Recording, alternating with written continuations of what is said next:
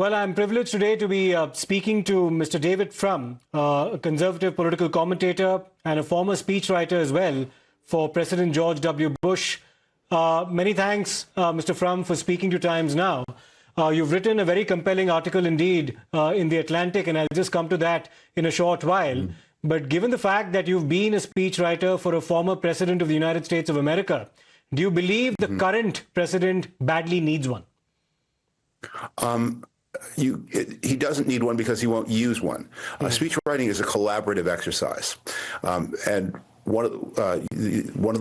there's a history in the United States where many of the best books about our presidents have been written by their speechwriters, even though speechwriting is not a senior position, because speechwriting requires you to enter the mind of the person you're writing for. I spent most of my time with President Bush just following him and listening to him in ordinary conversation, to enter into the way he spoke and to think about issues the way he did, because it wasn't my job to provide him with words. It was my job to anticipate the words he would want if he had more time to think about exactly what to say. Interesting indeed, but is it very difficult to get into the mind of President Donald Trump, even for some of his closest aides? Well, you can do it as a comedy writer, but the problem is that Donald Trump does not have the approach to the office that a president should have.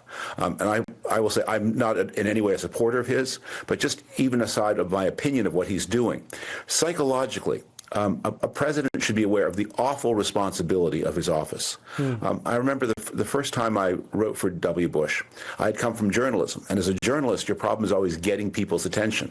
And all the early speeches I wrote for him were just too scary, because the president doesn't have to worry about getting people's attention. He has people's attention.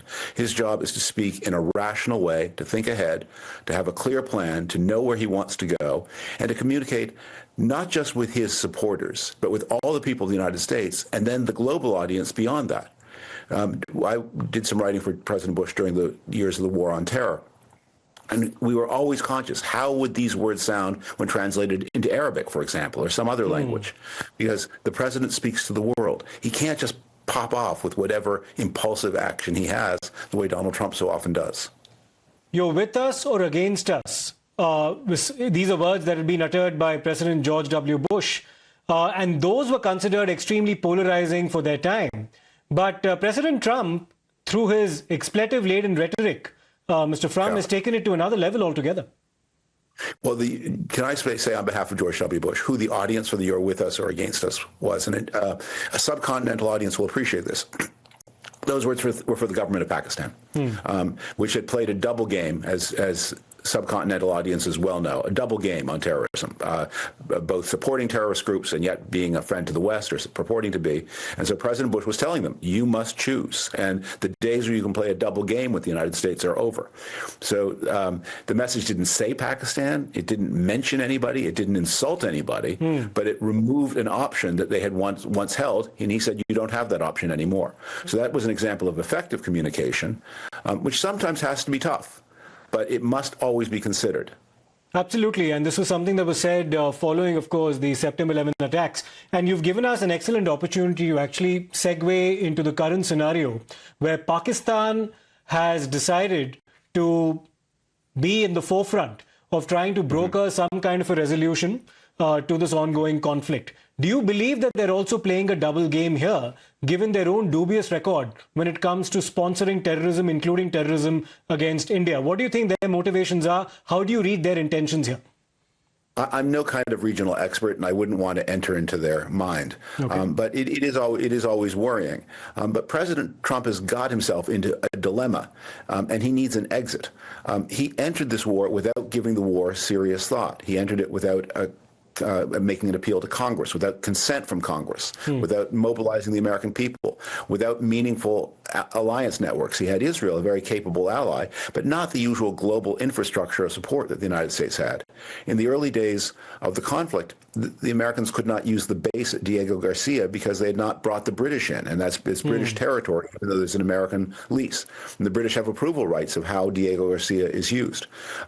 So he didn't think it through, and then he assumed it would all be easy, the way the Venezuela operation seemed easy. And when it became difficult, only then did he start doing the work that you should have done beforehand. Well, let me in fact quote you from what you've written in The Atlantic, and this is a very compelling paragraph indeed. You say that the Iranians just executed the most dramatic taco event in history.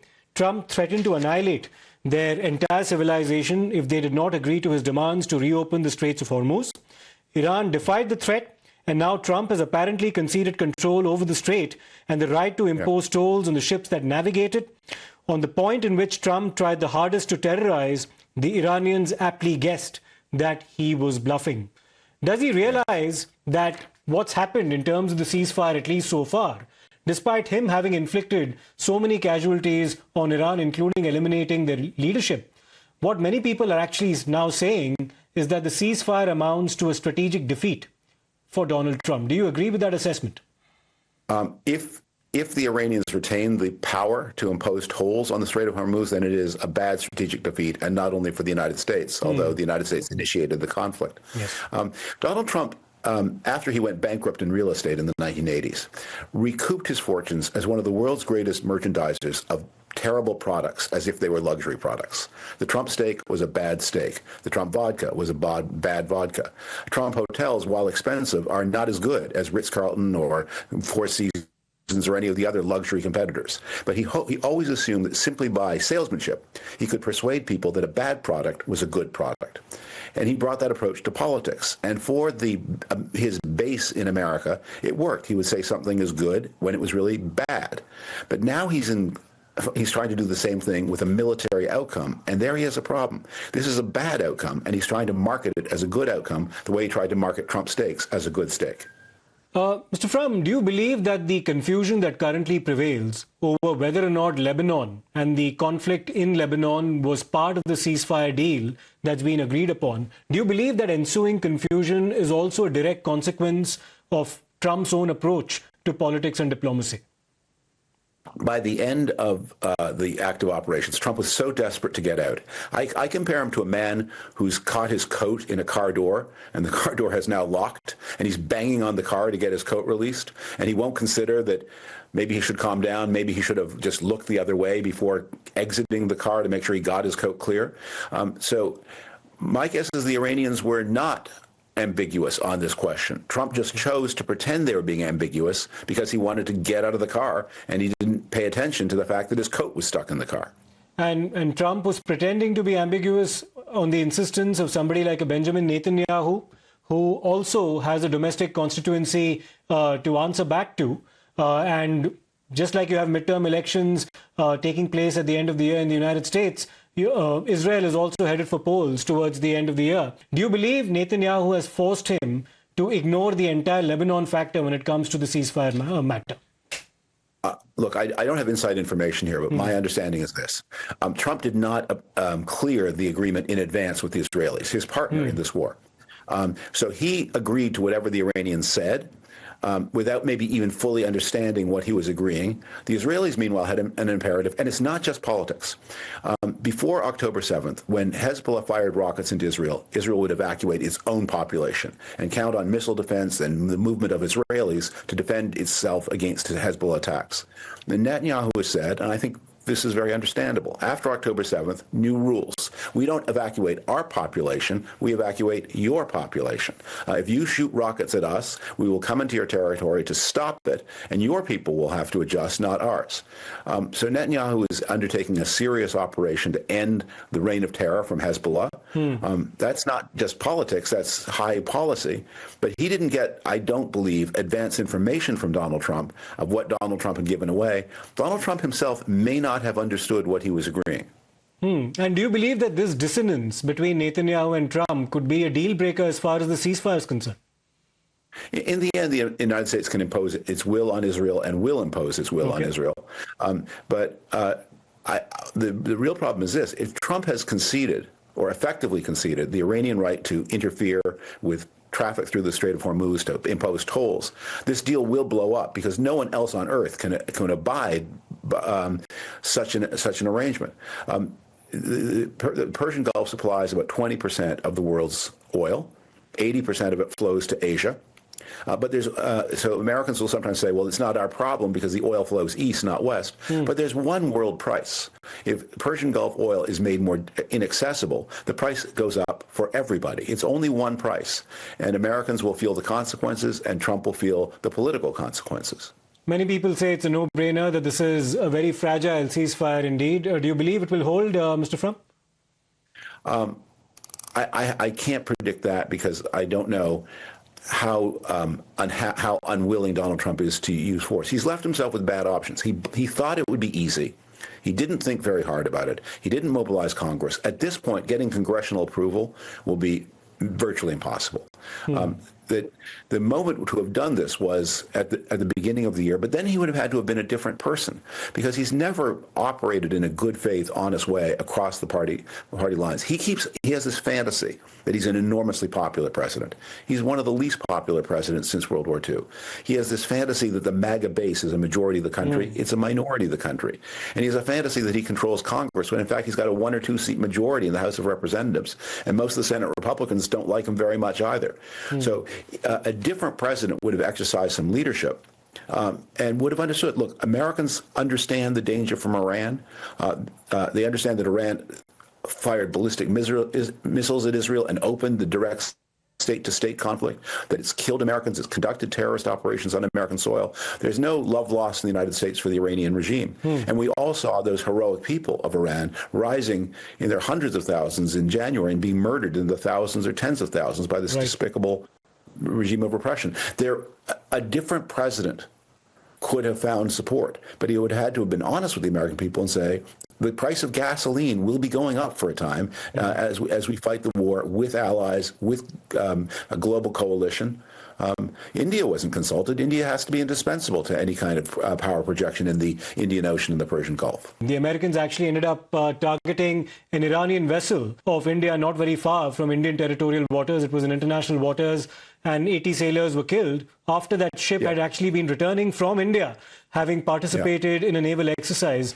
And you're absolutely right about the fact that India was not taken on board there. But Mr. Frum... But, you know, yes, that's an example, by the way, of how Trump defiles the good name of the United States. Because Trump allowed people to believe that those sailors were killed in cold blood and with no effort to rescue them. In fact, we learned only later, and only through media leaks, that the sailors had received individual texts warning them that the ship would be under fire and stay at port, desert. You will live if you desert. They got 2 rounds of texting, and communications were, and the Sri Lankan Navy did actually rescue a number of people. It was a much more humane and decent act than Trump wants, even when the United States military, following its traditional rules, does something proper. He wants it to be thought that he ordered crimes against humanity. And he defiles all of our good name when he does that. How is all this now going to come back? You spoke about the MAGA lobby, but how is all this now going to come back to Trump to bite him politically?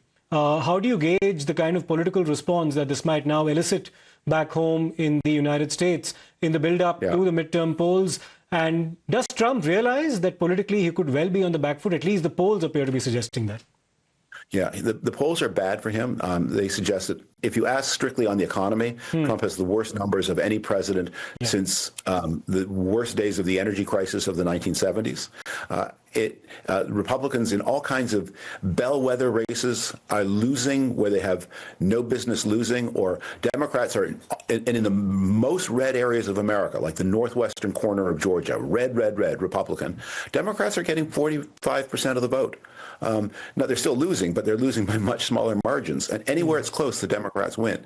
So we're heading toward a bad result for the president's party in November. Does Trump know that? Trump has a strong survival instinct, but his brain does not allow him to absorb information he does not want to hear.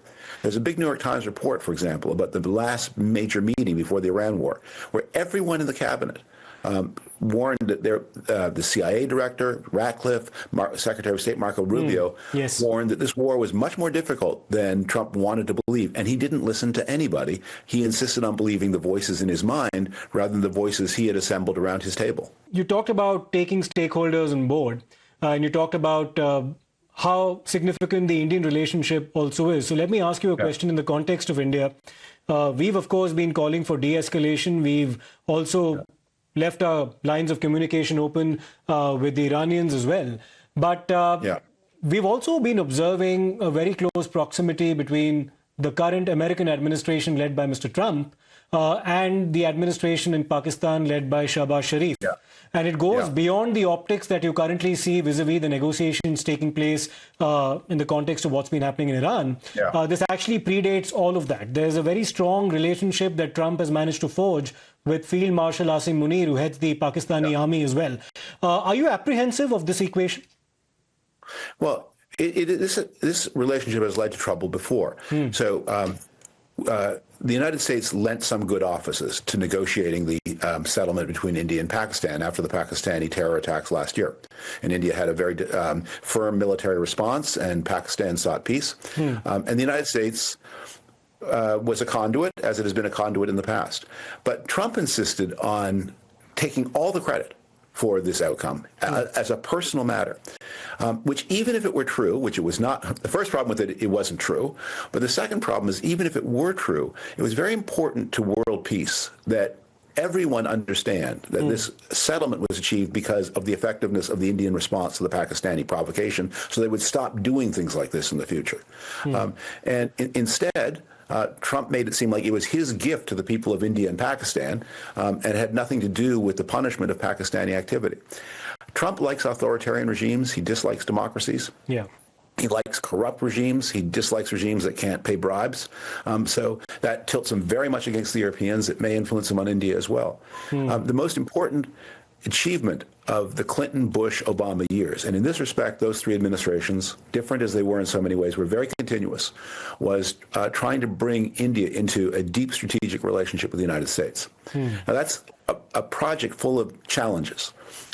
India is a country with very different attitudes toward the Western powers than the familiar NATO powers.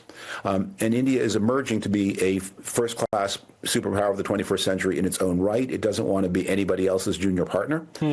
So managing that relationship is challenging. And President Clinton really began the construction of the strategic relationship. George W. Bush developed it, and President Obama collected many of the benefits. And now where is it? Potentially jeopardized is what many people believe. But final question to you now, Mr. Frum. Who are the biggest gainers from what's been happening right now? The Iranian regime is still intact, but the Chinese have been watching the proceedings very quietly. How do you think they're responding to all of this? Last question.